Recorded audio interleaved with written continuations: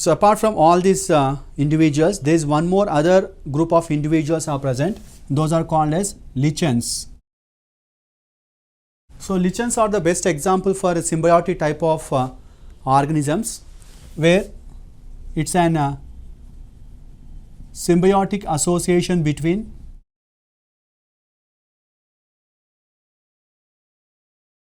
an algal member and an fungal member. Here in this association, the algal member is called as phycobiont, whereas the fungal member is called as mycobiont. The association is in such a manner that both of them are benefited by such system. And as we know that algal member is an autotrophic member which will perform photosynthesis and prepare their own food materials, whereas fungal member is a heterotrophic member which cannot prepare its food materials. That is the reason why the algal member will provide nutrition to the fungal member or food to the fungal member, whereas fungal member will provide minerals and water protection to the algal member. So in this association, both of them are benefited from each other, and they survive as a single individual. In this one, the lichens are considered to be most significant in the succession, particularly in the xerarch conditions. That is, these are the first, or we can say pioneers in the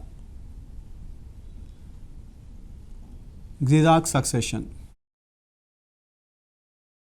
That is, they have the ability to colonize the bare rock, and they start secreting some chemicals by which the rocks are gradually dissolved, or rock particles are converted into soil particles, which will help in colonizing the other group of individuals.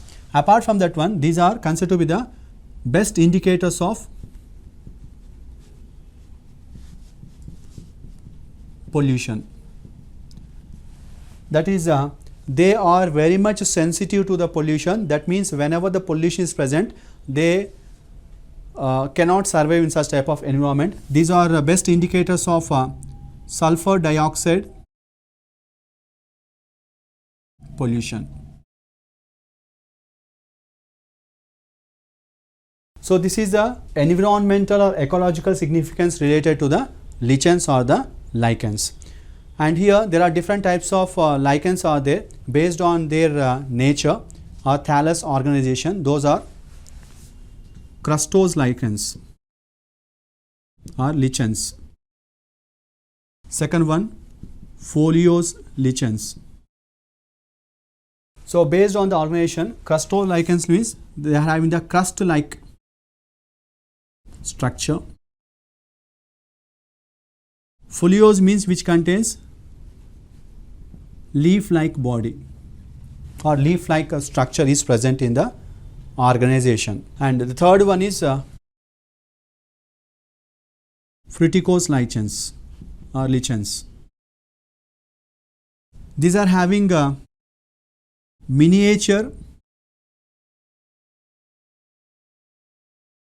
shrub like appearance.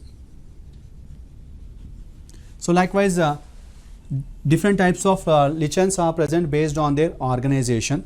And if you take the structure of the lichens, which contains both algal member and fungal member, the algal member mostly belong to Cyanophyceae or Chlorophyceae, whereas the fungal member mostly belongs to Ascomycetes, sometimes to Basidiomycetes also. Then if you observe the thallus body, it contains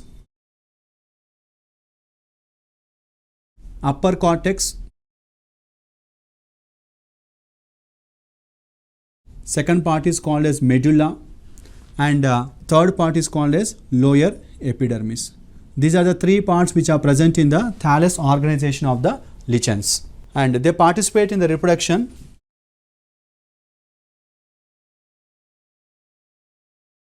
vegetative reproduction by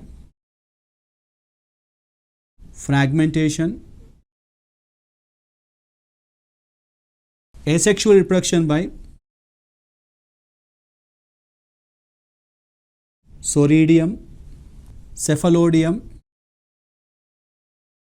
and Isidium. So likewise, different types of reproductive structures are present in the members of lichens.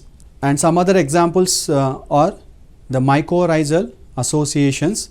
The mycorrhizal association is an association between the filamentous fungus and higher plants.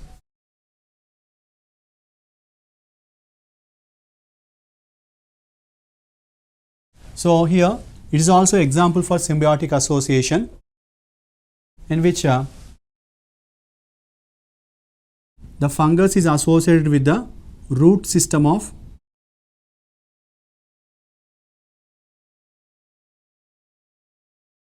higher plants, in which the fungus will absorb the water and minerals from the soil and provide it to the higher plants, whereas higher plant will provide nutrition and also shelter to the fungal member. So based on that one, ectomycorrhiza and endomycorrhiza are present based on the type of association.